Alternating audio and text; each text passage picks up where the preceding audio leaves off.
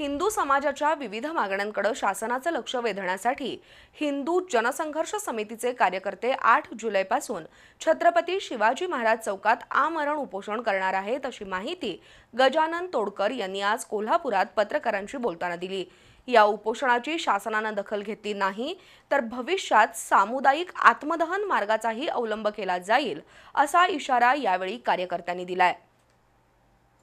मशिदीवरील भोंगे हटवा, हिंदुत्ववादी कार्यकर्त्यांवर दाखल झालेले गुन्हे मागे घ्या, गोरक्षक कायद्यात सुधारणा करा यासह 31 मागण्या शासन दरबारी प्रलंबित आहेत।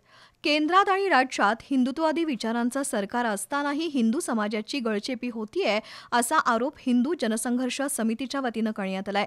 हिंदू समितीच्या सर्व मागण्या मान्य होण्यासाठी 8 जुलैपासून सुनील सामंत, राजू तोरसकर, संदीप सासने हे 3 कार्यकर्ते छत्रपती शिवाजी महाराज चौकात आमरण उपोषण सुरू करतील।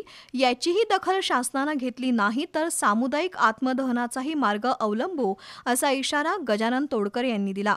यावेळी अभिजित पाटील, आनंदराव पवळ, मनोहर सोरप, सौरभ निकम यांच्यासह कार्यकर्ते उपस्थित होते।